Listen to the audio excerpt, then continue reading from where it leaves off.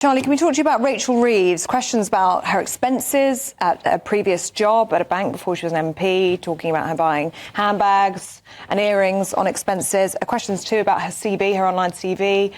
She claims she worked at the Bank of England for 10 years, might be closer to 5 years. Earlier we spoke with the Minister, Peter Kyle, who actually defended the Chancellor. Let's have a listen. No file passed her desk. She was totally unaware of it, that there was no investigation that she was aware of. You know, Rachel Reeves has said that there was none of that. And on the CV thing, she's apologised that somebody, you know, who works for her did an account for her on LinkedIn, and there was a 6 or 9 month discrepancy. Well, Williams says it looks like Rachel Reeves has found another black hole, which is her expenses claims. And Matt has been in touch saying we need Claude Littner from The Apprentice to interview Rachel Reeves on her CV. That would be absolutely hilarious. What do you make of it, Charlie? Well, I don't think you should pass that process particularly well. But I mean, the first thing to say is I think if you're a minister or whatever position of responsibility, you don't blame your staff for whatever is on her LinkedIn. She would know that that is a very public-facing bit of information online that anybody can access. You would have absolutely needed to have approved that before it goes online in full view of the public, particularly if you're going to become the Chancellor of the Exchequer. So I think to blame staff, that's not a good look. And she said it herself in speeches to businesses that she worked at the Bank of England for the best part of a decade, she said. Time and time again during the general election campaign, I worked at the Bank of England for a decade. I've been an economist here. The economy is in safe hands with me. And so to wake up this morning, number 10 and number 11 and the whole government with another set of headlines, embarrassing as it is, about how she might have left under a cloud through expenses, overclaiming expenses while she was at the bank. An investigation obviously took place while she was there. It is just one of those things where the barnacle on the boat start to add up and it sort of drags you down into the bottom of the ocean, really, or into the depths where the public just doesn't trust you anymore. And that's really counter to what the Prime Minister, Sir Keir Starmer, came in to say, that we're going to clean up the mess of politics. Yeah. What can she do to reinvent herself, to enhance her reputation, which is consistently on a downward curve? Well, the first one, I think, is to be honest and be open about, who you are, what you've done, because there will still be questions. Is she going to see out 5 years as Chancellor? I think the only way that she'll do that is if the economy does start to grow, because, of course, as well as saying all of the things that she said that she was qualified to do as Chancellor, the number one mission of this government is getting growth. And when you see the Bank of England downgrading growth, when you see, obviously, the number of businesses suffering through the introduction of national insurance contributions... Charlie, she knows that. You know that you're going to hit the economy come April when these national insurance charges come in for employers. Why doesn't she just stop them? Why doesn't she just say, right, bad idea, we're not now going to do this?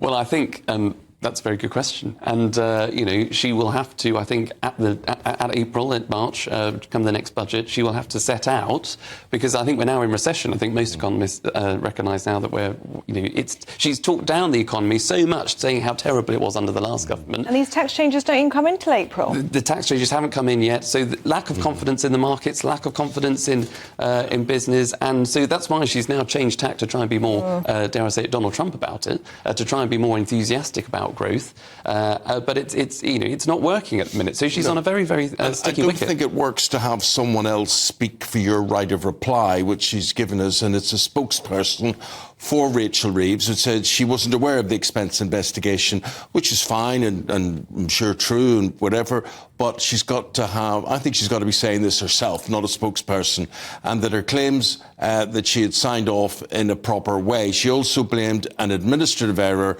by a member of the team for errors on her LinkedIn page.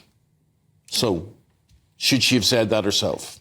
Yeah, I think so. I think you've got to face the music when you're sort of, front page news about your CV and about your previous... Yeah. You've got to front it up and say, no, these claims are totally bogus, or I wasn't aware, but, everything's been signed off in the proper way and I'm getting on with the job of being Chancellor and growing the economy. I mean, we've got this high up our news agenda today, and she's now the subject of a BBC investigation into just how truthful she's been on her CV and more. What do you make of this? Well, I mean, first of all, this is exactly what the media should do. It should scrutinise our politicians, and if there are holes in their background, that they should be exposed. So we've got two things here.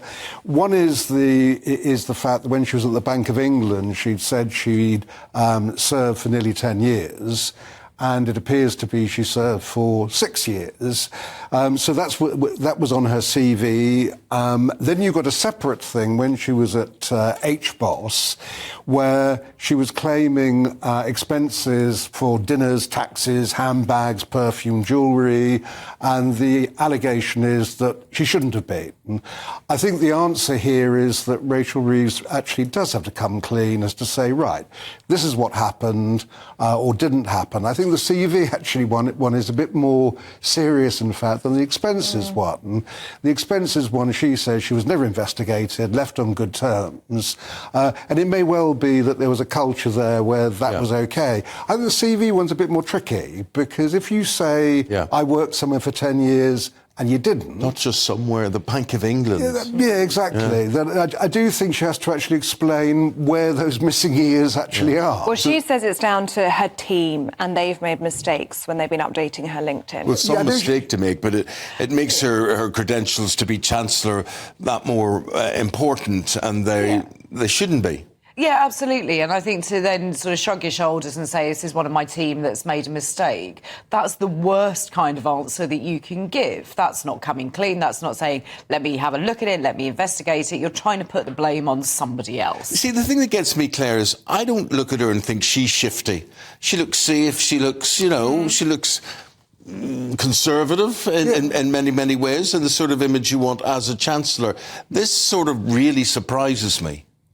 I ask you about Rachel Reeves, because there's a new BBC investigation reporting that she was being investigated over expense claims in her previous job at a bank before she was an MP, and new claims now about her LinkedIn profile.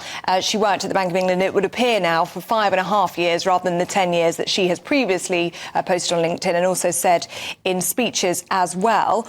I was looking at the Ministerial Code, which was obviously updated by Sir Keir Starmer in November of last year, in which it says that ministers have a duty to be as open as possible with the Parliament and with the public, and that ministers have a duty to give accurate and truthful information to Parliament. Do you think Rachel Reeves has broken Ministerial Code, and if so, should she resign?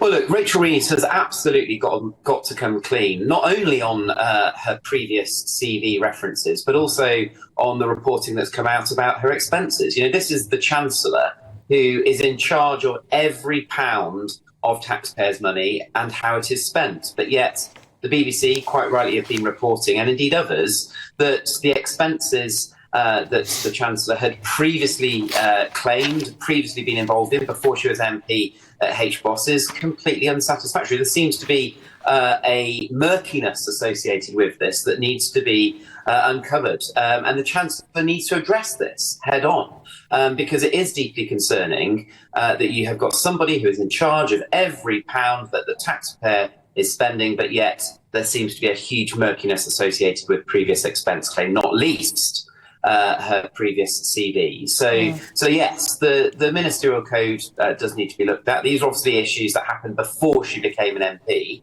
but I do think it shines a light on the individual who is holding probably one of the most powerful positions in government.